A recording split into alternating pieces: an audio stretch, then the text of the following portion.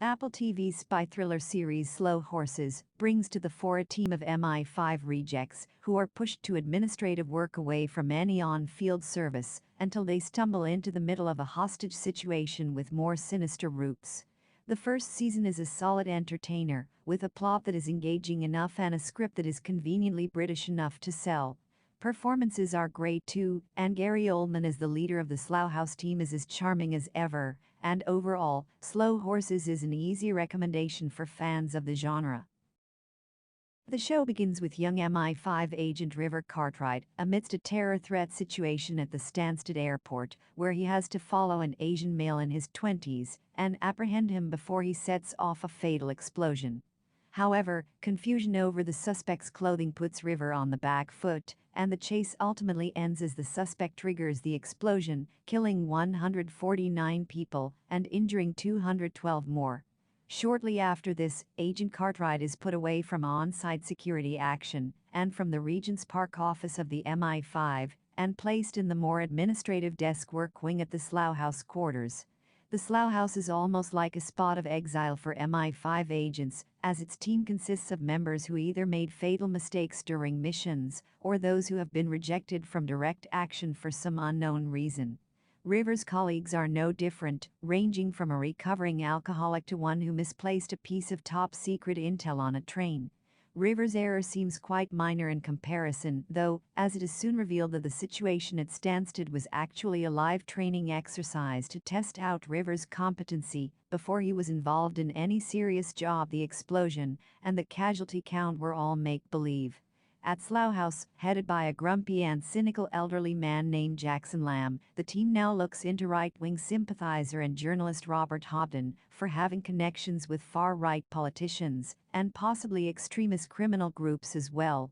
While River is given the task of going through Hobden's garbage, his colleague Sidonie Baker is given the job of stealing intel from the man, and she does so with clever competence.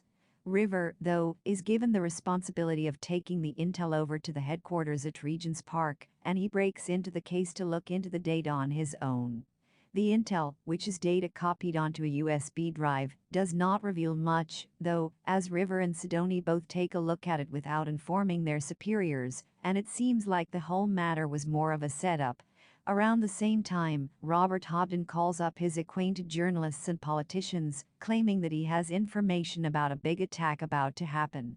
Two college students prepare themselves before a night of stand-up comedy. One of them writes the jokes, but is too apprehensive about performing them, and the other says them out loud on stage. After the show, with mixed reactions because of jokes on religion, especially Islam, that upset a few, is over, a group of masked men kidnaps one of the students, Hassan Ahmed, who was the one writing the jokes. The kidnappers soon make themselves and images of their work public, claiming to be a far-right terrorist group named Sons of Alban, who have apprehended Hassan for his Pakistani roots. His grandparents had come to England from Pakistan and intend to behead him in front of a live stream around 24 hours later. The MI5 quickly investigates the matter, and despite Lamb's insistence on the Slough House team to stay away from any of this, River Cartwright breaks orders and begins to look into it on his own. What does River find? How is MI5 involved with the crime? River had always believed in his own competence as a security agent, and he was still firm in his confidence that he had not done anything wrong during the Stansted mission, but was instead fed the false information by his handler, James Webb. Webb now heads the HR department, but with a fancier name, of the MI5, and River visits him to indirectly realize that the MI5 did, in fact, know that the intel did not have any important information. With the help of Slough House's obnoxiously confident tech expert Roddy, he finds out that Hobden has no trace on the internet, and now decides to tail the journalist and look into his personal laptop at the first chance. At the Oval Cricket Ground, MI5's Deputy Director Diana Taverner meets with another agent, Jed Moody, and learns that Moody had placed a bug inside Jackson Lamb's office. Taverner uses this information to convince Moody to do a couple of off-record jobs that she personally wants done. That night, River reaches Hobden's residence by following him and sits around waiting for the man to fall asleep so that he can break into his house and go through the laptop when he is joined by Sidonie. She admits to having been following him throughout the day, and the two have a hearty conversation for a while, as they have been casually flirting with each other for some time. Sidonie now reveals that the only reason she was placed at Slough House was so that she could always keep an eye on River, and that she was directly ordered by higher authorities to follow him around. All of a sudden, they spot a masked man slipping into Hobden's house and quickly try to intervene in the situation. River finds the journalist held hostage by the masked intruder, who then runs towards the main door to exit, just as Sidonie tries to enter. The two clash, and the intruder shoots the woman in her head, fatally injuring her, and flees the scene. A little while after River has gotten his colleague admitted to a hospital, two of his other colleagues, Min and Louisa, return to their office with some romantic interests in mind. Their plans are interrupted by the loud thuds that they hear, and soon they are attacked by the same masked intruder seen earlier. In a sudden moment, Min throws the man down the stairs and kills him in the process. He is unmasked and identified as Jed Moody. Lamb and River also reach the scene, unaware of what has transpired here, as the boss managed to break his employee out of MI5 detention at the hospital. The veteran agent now realizes there is something seriously wrong among the MI5 ranks and sets up a secret and urgent meeting with Diana Taverner. She now reveals more truth to Lamb. Hassan Ahmed is related to a high-ranking official in the Pakistani military, and the whole kidnapping of the boy is a planned roundabout mission of the MI5 to improve foreign relations. Taverner says that the agency actually has a man inside the kidnappers who will keep Hassan safe till the security forces roll in and act as saviors and heroes of the situation. She asks for Lamb's help, telling him to go and check in on the apartment where the boy is held hostage, and manages to coerce him into an agreement by threatening to reveal his secrets. Lamb's colleague, an elderly lady named Catherine Standish, had recently asked him about the death of their mutual colleague and good friend, Charles Partner, many years back. Lamb seems to have had some involvement in it, and Taverner uses this against him. But the mayhem only begins once Lamb and his team reach the hostage spot and stumble upon a bloody site where a man has been beheaded. The victim is identified as Alan Black, the agent Taverner had placed inside the operation, and Hassan, along with his three sons of Alban kidnappers, are missing from the scene. To manage the crisis, MI5 and its deputy director now put the blame on the Slough House team, claiming that Lamb and his employees have gone rogue and have been directly involved with the sons of Alban. Taverner quickly orders that every Slough House worker be picked up and brought in for interrogation, but most of them escape arrest, other than one named Struan Loy.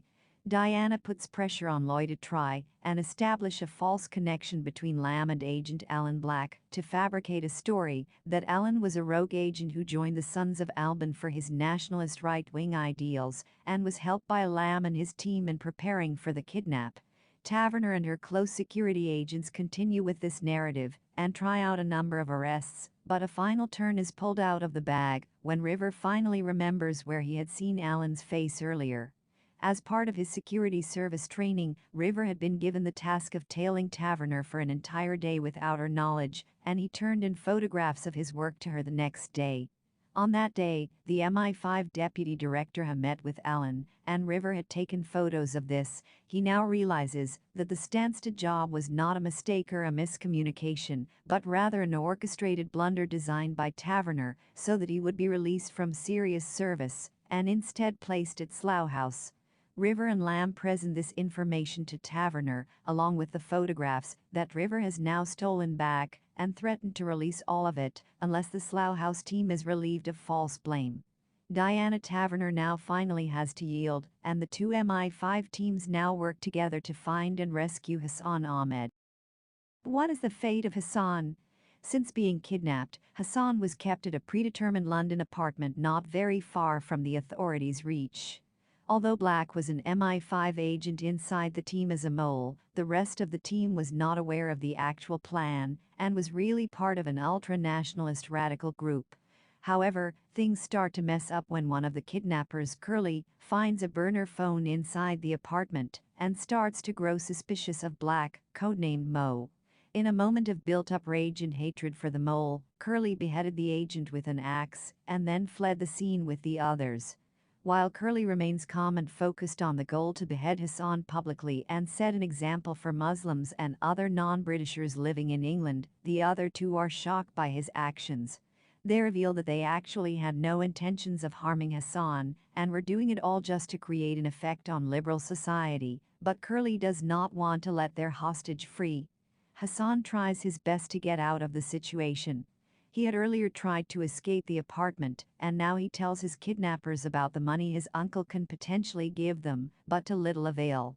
Their van soon runs out of fuel, and they hesitantly stop at a fuel pump and send Hassan out, as all three of them have blood on their faces and clothes. Although Hassan gets enough chances to try and escape, he probably does the most intelligent thing he could do at the moment. He leaves a big tip for the fuel pump worker. The abductors make a plan among themselves where they would let Hassan go in the middle of a forest and then themselves escape the country from Harwich Port, but Curly again has a change of heart and even kills one of his gang members. Soon after, Roddy manages to track down the kidnap van by tracing rental records and now has its location. The Slough House team informs the Regent's Park about it, and the two teams rush towards Harwich. The tip that Hassan had left had made the fuel station worker instantly remember him, and the security force was greatly helped by this.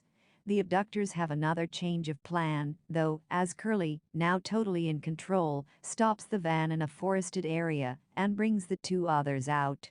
His intention is to make a video of himself beheading Hassan, but his plans are ruined when Larry, the other remaining kidnapper, turns his support towards Hassan and cuts the boy free of his ties.